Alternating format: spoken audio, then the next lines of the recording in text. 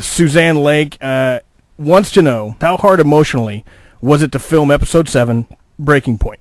Boy. Probably the greatest acting tip I ever got was actually from my wife. And it was knowing Buck as much as I did and knowing what he went through and doing so much homework and finding out from the other guys what really happened then. It was, so by episode 3, I was starting to go batty. I was starting to go to that side. And, I was just in this emotional funk, and Reve said to me, says, look, honey, you have to learn how to go to work and do your work, and when you're not at work, to leave your work at work. And it was. I'm like, what are you talking about? I'm an actor. I'm a method guy. I'm supposed to live this 24/7. She goes, well, if you live it 24/7, you're going to ruin everything for yourself and me and everyone else. And she goes, that's not acting. That's just torture. And I thought about it. I'm like, how and then I was like, wow, she's right. And I read this great thing about Mel Gibson. Or Mel Gibson, is phenomenal at, he'll have this huge emotional scene of something, like he was doing Lethal Weapon or whatever. Any of this, some of the great work he's done. He can turn it off and then flick it back on like a switch.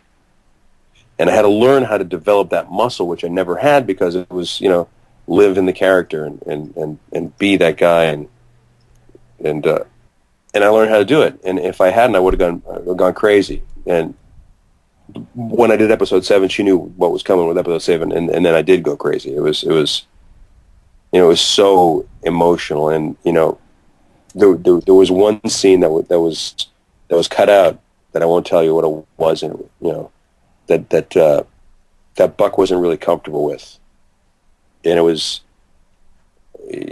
truly the breaking point, and it was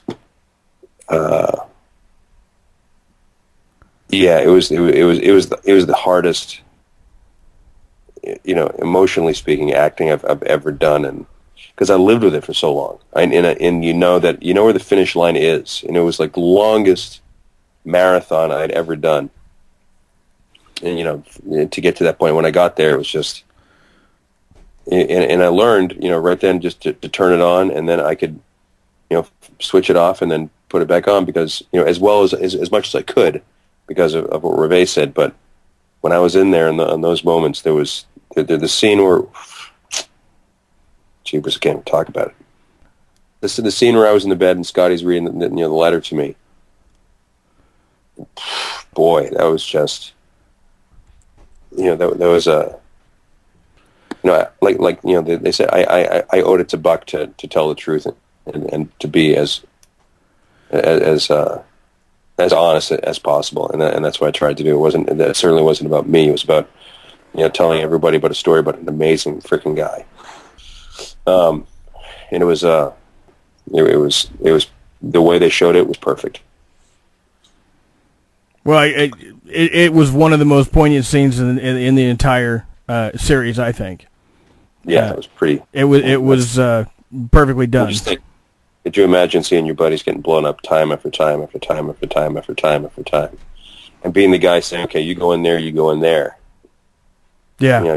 You take that side, you envelop over there. You take that hill, you sit in that foxhole, you go to the next foxhole up. Boom, another one's gone. Boom, another one's gone. Boom, another one's gone. Yowzer! Couldn't imagine. Yeah, it would be something unfathomable at this point in time. Yeah, exactly. That was it. All right, well, let's move on to something.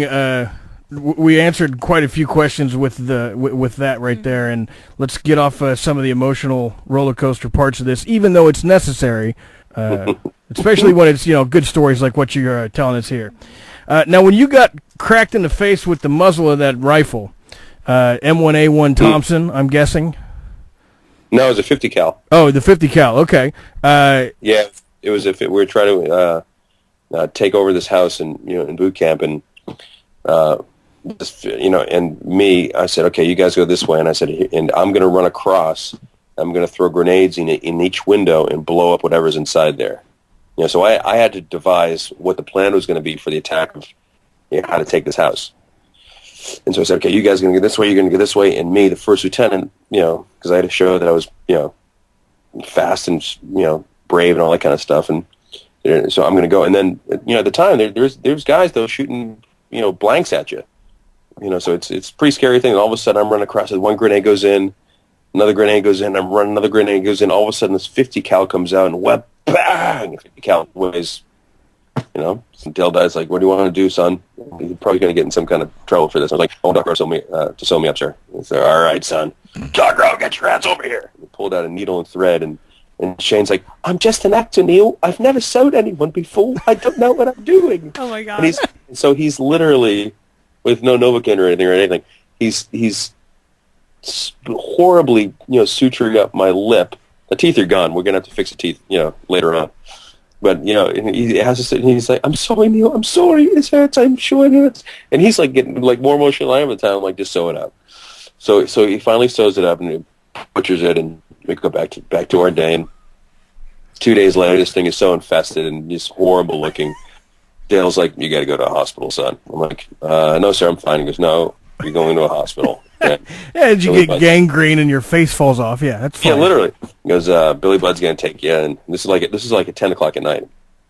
And Billy Budd, who's actually one of the technical advisors here on Captain America, says, all right, I'm going to take you to the hospital. And I'm still in my, full-on World War II fatigues. And I get there, and I've got my cap on, I've got the whole thing, and I walk into the, at this point, I remember my serial number, my rank, and the whole thing. So I walk in there, thank God for socialized medicine. I walk into the hospital, and I said name, and Lieutenant Lynn Compton, serial number X49, whatever it was at the time. And she's like, sorry, what did you just say? And Billy Budd just looks at me, he's like, oh my God, this guy.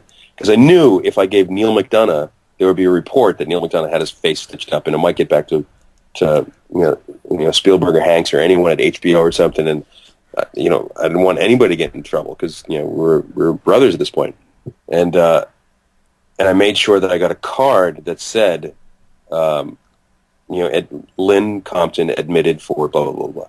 So we go in there, and the doctor is like, right, and he's like, and he looks at me, he's like, he thinks it's like, am I in a Halloween costume or something? And I'm totally brainwashed. Go, and do you want Novocaine? And I'm like, no, sir, I do not want any Novocaine. And Billy Budd looks at me, and he just starts giggling. And I'm dead serious, because this is one of the technical advisors, because he's going to tell everything that's happened, obviously, to Dale Dye, who's beating the shit out of us at boot camp. And the last thing I wanted him to say is, he was a puss, and he wasn't doing it right, and, I get back there, and he'd make a fool of me in front of everyone at the thing. I'm like, no, I'm going to do it like a soldier would have done in World War II, just sew me up and give me back to my platoon.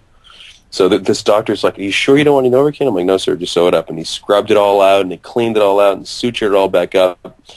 And we got back, and on the way back, Billy's like, right, so why don't we stop off for a pint at one of the pubs, make you feel a little bit better? I'm like, no, sir, I got to get back to my boys. Oh. And so I got back. It was awesome. And this is like 3 o'clock in the morning, 4 o'clock in the morning, and, revelries at, 5:15, 5:30, whatever it was. And I get there, and he's like, all right, Neal, good night, go to goodie bags. So I'm like, no, I got to see the captain. He goes, what do you mean? And I got to see the captain right now. And I walk into the captain, knock on his door, and he's like, looks at me and goes, what can I do for you, son? And I handed him the hospital report that said, this little card that said Lynn Compton admitted to for such and such and such. And he looked at me with such gratitude or whatever it was. At that moment, the two of us knew that we were brothers forever. And at that moment, because at that point, no one. This is the first time I've ever spoken about the story to anyone, publicly.